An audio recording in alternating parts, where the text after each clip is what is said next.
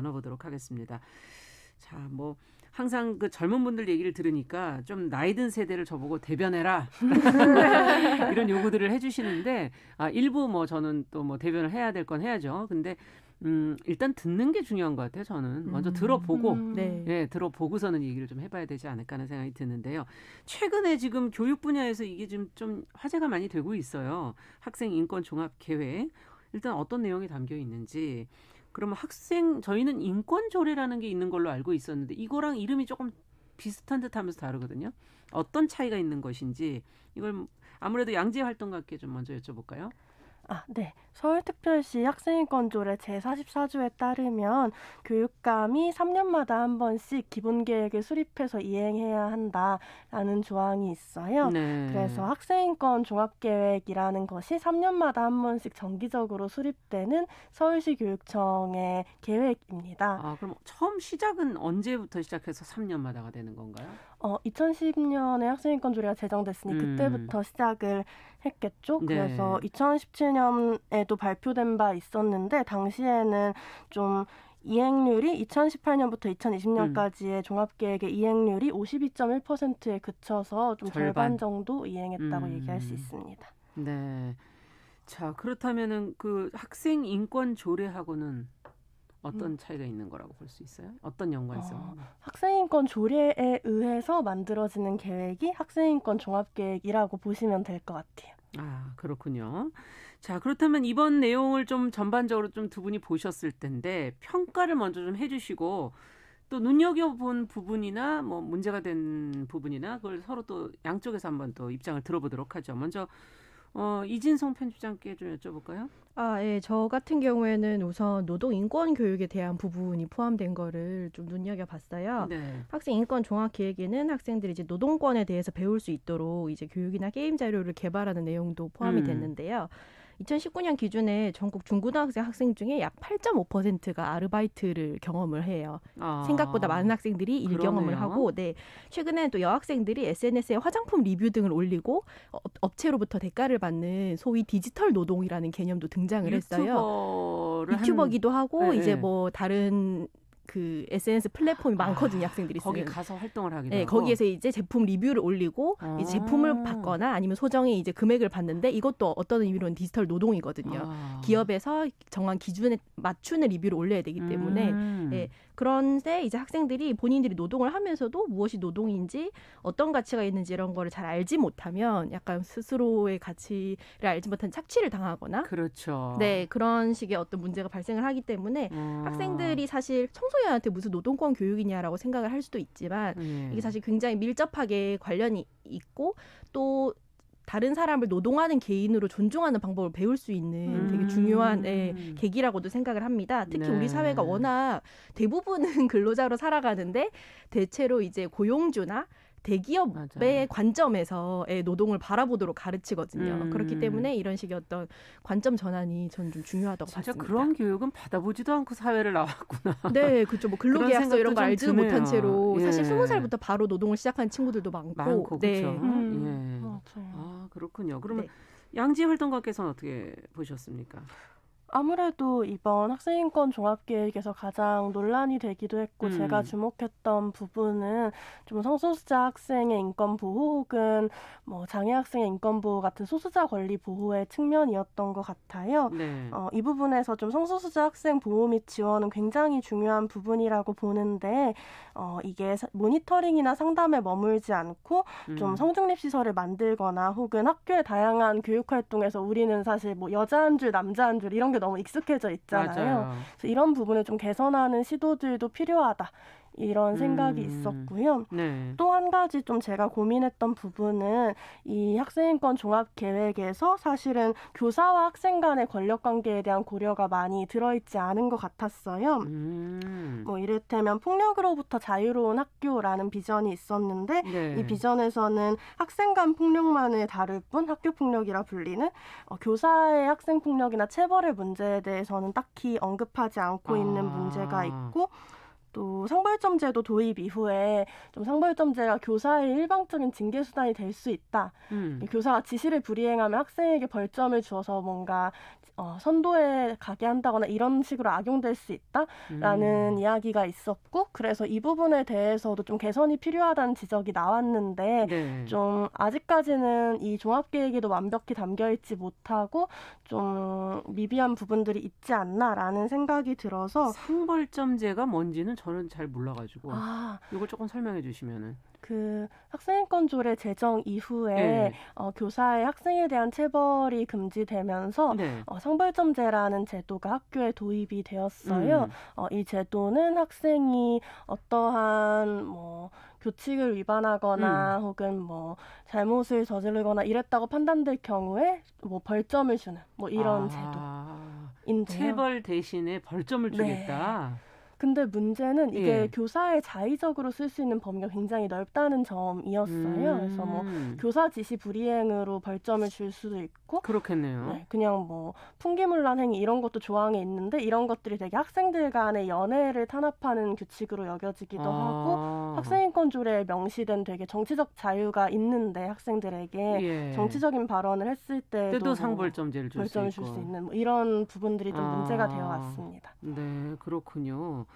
지금 보니까 차별금지법에 나와 있는 어떤 시민으로서의 학생에 대한 부분들은 많이 이제 조항들이 들어가 있는데 교사와 학생과 관계된 그 부분에 대해서는 지금 제가 봐도 그런 내용은 거의 없는 것 같으네요. 예, 네. 그 부분이 부족하다. 이렇게 그럼 평가를 하신다면 한마디로는 어떻게 평가하시겠어요, 두 분은? 뭐 괜찮다? 아니면 보완이 돼야 된다? 뭐 아니면은 조금 다시 한번 봐라? 뭐 어떻게 봐야 될까요? 양재 활동가께서 좀 평가를 해주신다면? 학생인권 조례가 제정된 지 10년이 넘어갑니다. 올해로 11년이 되어 가는데요. 이러한 상황에서 여전히 우리 사회가 좀 학생인권이 필요하다. 혹은 학생이 매우 다양하고 이들을 그렇죠. 뭔가 입시하는 모범생, 수험생 이렇게 하나의 기준으로 획일할 수 없다. 라는 합의를 이루지 못한 부분이 굉장히 아쉬운 부분이고요. 또 한편으로는 이 학생인권 조례가 제정되는 과정에서 학생인권이 교권을 침해할 수 있다라는 담론이 계속 나왔었는데 교권과 학생의 인권. 네. 사실은 이런 것이 대척점에 있는 것이 아니라 오히려 폭력 없이 교육할 수 있는 환경이 학생인권이 보장되는 환경임에 대해서 많이 이야기해왔지만 이런 부분이 여전히 상식이 못 되는 상황들에 대한 어떤 유감이 있는 것 같아요. 네, 지금 학생이 그럼 과연 어떤 존재여야 하는가에 대한 합의가 완전하게 이루어지지 않았으니까 아무래도 세부 내용들이나 이런 부분에 의견 차이가 있겠군요. 자, 이 계획을 최근에 반대하는 목소리들이 좀 여기저기서 나오는 것 같은데 제가 들어봐도 아직 차별금지법도 완전한 사회적 합의를 이루지 못했기 때문에 그 부분과 관련돼서도 분명히 반대의 목소리가 있을 것이고 또 그 외에는 또 어떤 이유일까요? 아까 말씀해 주신 학생과 교권에 관한 부분? 그게 부족해서? 그런 부분은 청소년 인권 운동 쪽에서 좀 비판하는 지점이고요. 좀 교권 보호가 학생 인권 종합계획에 들어갈 이유가 없다라거나 이런 이야기들을 많이 하시고 사실은 좀 보수단체에서 비판하는 부분들은요. 뭔가 초중 고교생에게 젠더 이데올로기를 강제 주입한다라거나 동성애 의무교육을 강화한다 이런 표현들을 좀 쓰시더라고요. 그리고 뭐 말씀하신 노동인권 교육이 좌편향적 사상교육이다 이런 얘기들도 하시고 뭔가 학교 운영위원회에 학생이 참여하는 것이 교장을 평가하는 것이다라는 식의 이야기도 나와서 여전히 좀 학생 자치나 학생 정치에 대해서도 되게 비난하는 입장들이 있는 것 같아요. 그렇군요. 이진성 편집장께서는 어떻게 보세요? 예, 저도 이제 이 학생 인권 종합계획 반대하는 논리 중에는 이 성소수자 학생 인권 교육 강화 같은 게 동성애 의무 교육이라고 하는 점을 좀 흥미롭게 봤는데 이게 항상 이제 인권 조례나 각종 이제 우리 사회 인권 담론에서 이제 많이 부딪히는 항목이에요. 근데 이게 사실은 현장에 있는 성소수자 학생들이나 그리고 이제 유구히 이어져 왔던 어떤 성소수자 학생에 대한 폭력을 사실은 그냥 모르는 채하고 이제 방치한 채로 이제 동성애 의무 교육이란 좀 자극적인 단어들로 이제 약간 본질을 흐리는 시도라고 저는 좀 생각을 해요. 사실은 뭔가 평등은 당연히 좋고 차별을 하면 안 된다라는 거에는 다들 동의를 하지만 예. 이제 이런 식으로 어떤 누구를 보호하고 누가 이제 부적절하다고 생각하면 사실 그 사람은 보호하지 않아도 된다라고 사람들은 생각을 하거든요. 그래서 여전히 이 부적절한 사람으로 남겨두기를 원하는 것들이 좀 현장에 있는 학생들을 굉장히 위험으로 내모는 게 아닌가라는 생각을 해서 이 지점에 대해서 좀 사람들의 어떤 생각 변화가 많이 필요하다고 생각을 해요. 사실 가장 세뇌되는 건 이성애거든요. 저희 오늘 TV를 켜거나 이제 핸드폰만 네. 봐도 많은 드라마와 광고에서 그렇죠. 이성애를 네. 이렇게 알려주고 있는데 네. 왜 이 인권 교육이나 소수자 인권 교육 강화를 보호 강화를 이렇게 동성애 세뇌 교육이라고 이제 좀 이렇게 잘못 표현을 할까 이제 이런 생각을 좀 했습니다. 네.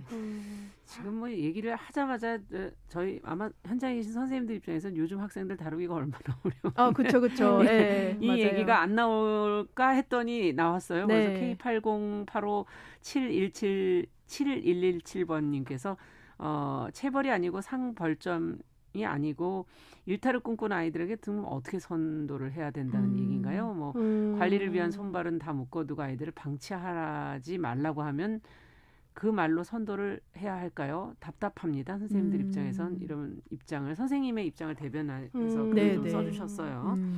요즘에 아마 학생들을 다루지 못하는 부분도 아마 선생님들 입장에서 또 고민이 아닐까 하는 그런 생각도 들기도 하네요. 자, 서울시 교육청은 그럼 이런 여러 가지 반대와 생각들 속에서 어떤 입장을 지금 어떤 목소리를 내고 있습니까? 이게 사람이 다 다르기 때문에 생각이 같을 수가 없고요. 무조건 찬성, 무조건 반대도 사실은 좋은 것이 아니고 이 다양한 의견들이 이렇게 잘 서로 교환되는 과정이 저는 중요하다고 생각을 하는데 지금 어떻게 그 서울시 교육청에서는 받아들이고 있는지.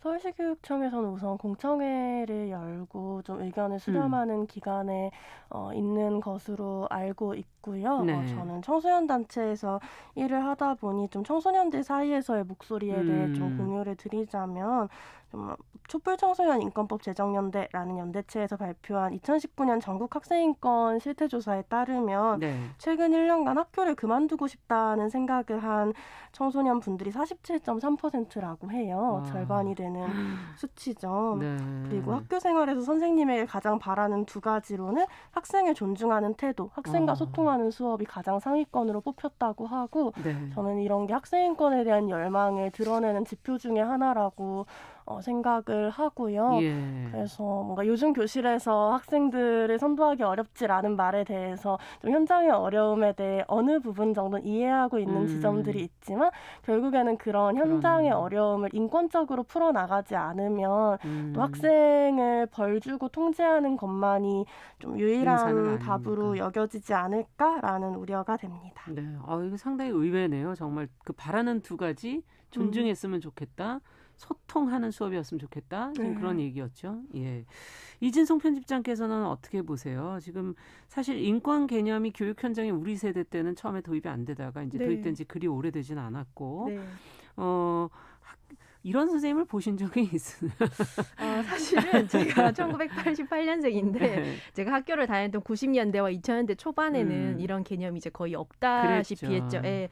이제 뭐 1989년에 출범한 정교조에서 이제 뭐 교육 민주화나 뭐 인간화 교육 이런 걸 내세우긴 네. 했지만 사실 저희가 현장에서 이걸 느낄 만한 그렇죠. 그런 것들은 사실 별로 없었고 당시에는 아마 교사들 중에서도 인권 교육을 분명히 배운 분들은 있었겠으나 이제 그런 환경이 사실 안 되어 있었고 말씀하셨듯이 그전엔 어쨌든 통제와 이제 어떤 체벌이 교육의 어떤 주 장르라고 해야 되나요? 약간 주 방법이었죠. 예, 제일 중요한 방법. 예. 그래서 지금은 저는 그래서 오히려 훈육이나 이런 지도의 방법이 좀 더 확장되는 어떤 과정에 있다고 봐요. 예전에는 하나뿐이었다면 이제 때리고 체벌하고 이제 그런 것뿐이었다면 이제는 지금 현장에 계신 분들이 이제 많이 이런 힘든 상황을 겪고 계시겠지만 그렇죠. 이 과정을 통해서 이게 지금 확장을 하고 있는 과정이라고 생각을 하고 있습니다. 네.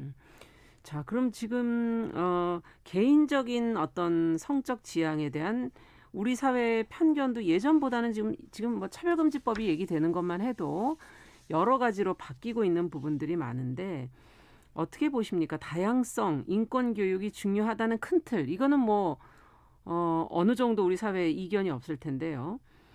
교육 현장에서 제대로 되고 있는 건지 또 그렇다면 어떤 과제들이 지금 남아 있는 것인지 여기가 중요한 거 아니겠습니까?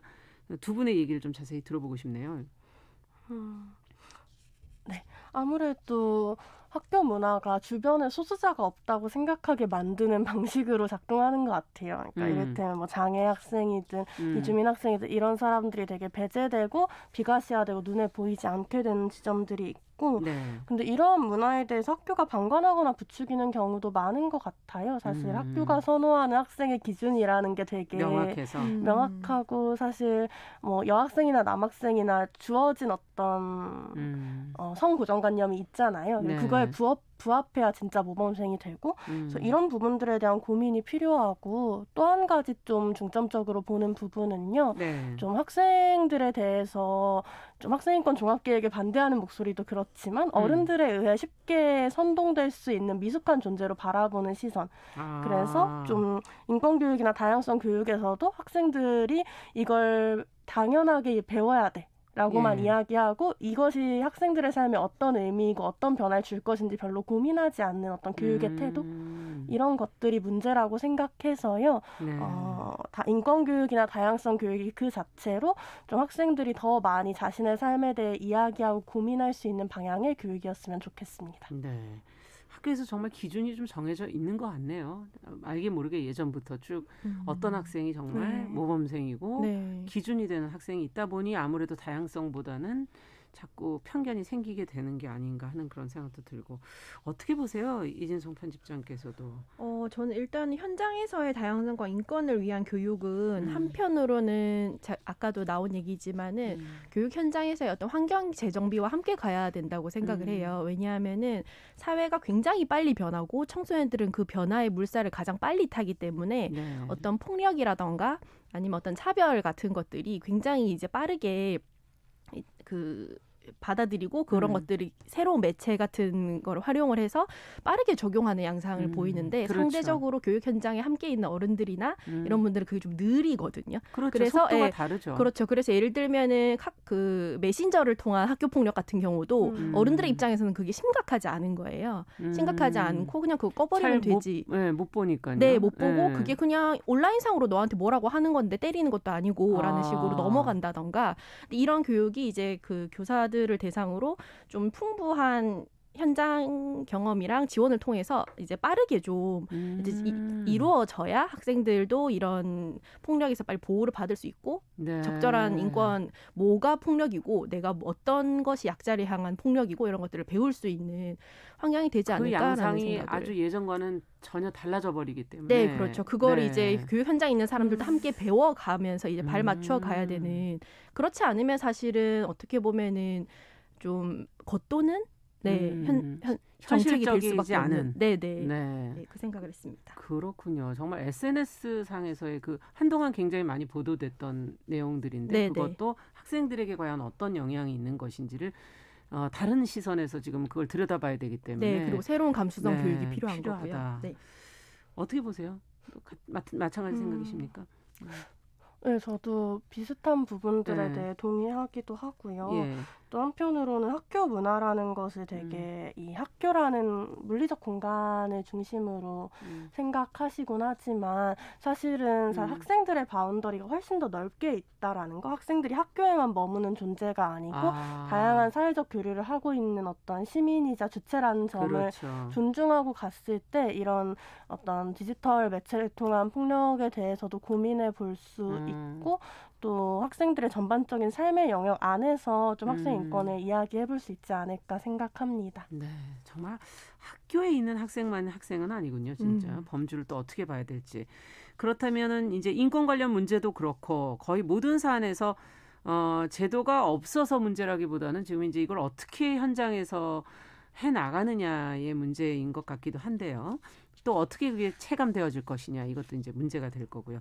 지금 이제 앞으로 계속 이 부분을 학생 인권 종합 계획 논의가 서로 어떻게 합의를 해가는지 한번 좀 지켜볼 만한 대목인 것 같은데 마지막으로 학교에서 이거는 정말 좀 이번에 좀 관심을 가지고 다양성과 인권 감수성을 위해서 무엇을 노력해야 될지 제안들을 하나 해주신다면. 제가 예전에 이진성 수능이 편집장? 끝난 네. 수험생들을 대상으로 혐오 표현에 대한 강연을 초청을 받아서 한 적이 있어요. 특정 네. 학교에서 이제 사실 그 학교 재량으로 한 거긴 한데 이제 아침 시간이라서 대부분 졸았지만 졸렸을 거예요. 네. 근데 이제 현실적으로 이제 혐오 표현이라는 좀 구체적이고 좀 더 예리한 각도의 주제를 잡아서 학생들이 자주 쓰는 언어를 가지고 이제 이야기를 하면서 이제 어떤 그 교육을 했던 적이 있는데 네. 이게 어떤 일회성에 그리고 더 이상 입시와 관련이 없어서 여유가 있는 학생들을 위한 수능 어떤 것이 끝나서. 아니라 그런 것이 아니라 좀 더 시의성 있고 그리고 단계적으로 좀 일상적으로 이루어졌으면 좋지 않을까라는 생각을 했습니다. 네. 수능에 모든 게 다 밀려 있고. 네. 대입에. 네. 네. 양지 활동가께서는 어떻게 보세요? 저는 학교를 다니면서 이런 질문이 많이 들었어요. 왜 그래야 돼? 그러니까 이렇게 왜 이런 거 중요하죠. 네, 왜 교복 재킷 입은 다음에 패딩 입어야 돼? 그냥 패딩 입으면 안 돼? 이런 거 있잖아요. 그렇죠. 되게 사소하지만 왜 그래야 돼? 라는 의문이 들 때 물어볼 사람이 없고 물어보면 건방지다는 얘기 듣는 거. 이게 저한테는 되게 큰 심리적 압박이 됐었거든요. 네. 그랬을 때 학생인권 조례나 뭐 인권 감수성 교육 같은 것들이 왜 그래야 돼? 라고 물어볼 수 있고 생각해보니 이거 좀 불합리하네? 그럼 같이 바꿔볼까? 라고 제안할 수 있는 계기가 되어야 한다고 생각해요. 그런데 여전히 지금 학교에서 뭐 학생인권조차 다뤄지는 방식이 학생들에게 어떤 방식으로 이 학생인권을 다룰 것이냐고 질문하고 논의하고 우리 공동체의 규칙이 무엇이어야 할지 합의하는 것이기보다는 어떤 일방적으로 옳은 것에 대해 알려주려는 어른들의 태도로만 이루어지는 게 아닐까라는 생각이 들고요. 질문을 듣는다는 건 굉장히 많은 파열음을 감수하는 일이고 어떻게 보면 현장에서는 그건 불가능해 라고 말씀하실 수 있겠지만 사실은 질문을 듣고 고민하지 않으면 이 학교라는 특유의 고여있고 폐쇄적이고 변하기 어려운 환경은 더 나빠질 수밖에 없다고 생각해요.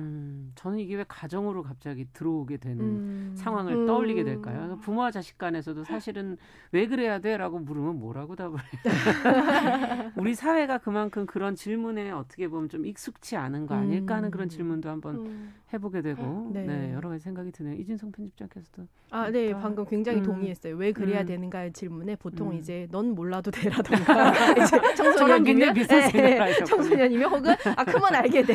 약간 그렇죠. 이런 맞아요. 식으로 그냥 그건 규칙이야. 약간 이런 식으로 수능하고 이제 입을 막는 방법만 우리가 배우지 않았나. 너무 우리가 자라오면서 어떤 근본적 질문이 없이 늘 수능하고 적응해 왔던 게 아니었나 하는 지금 그 말씀 굉장히 와닿는 것 같아요. 학생이라는 것이 주인이라는 거 이주윤님께서 그런 인식이 뿌리 내리는 것부터 시작되는 거 아닐까 이런 얘기 해주셨고요. 김진아님께서는 색안경을 끼고 학생을 다루다 보면 문제가 생기고 괴리감이 생기지 않겠는가 하는 얘기도 해주셨습니다. 자, 앞으로도 이 부분은 저희가 좀 결론이 날 때까지 좀 지켜봐야 되겠네요. 네, 같이 지켜보면서 또 이야기를 또 나중에 또 나눠보도록 하죠. 오늘 주간 똑똑똑 청소년 페미니스트 네트워크 위티의 양재 활동가 개관올레 이진성 편집장 두 분과 함께 이야기 나눠봤습니다. 말씀 잘 들었습니다. 감사합니다. 감사합니다. 네, 정용실의 뉴스 브런치 듣고 계신 지금 시각 10시 30분이고요. 라디오 정보센터 뉴스 듣고 오겠습니다.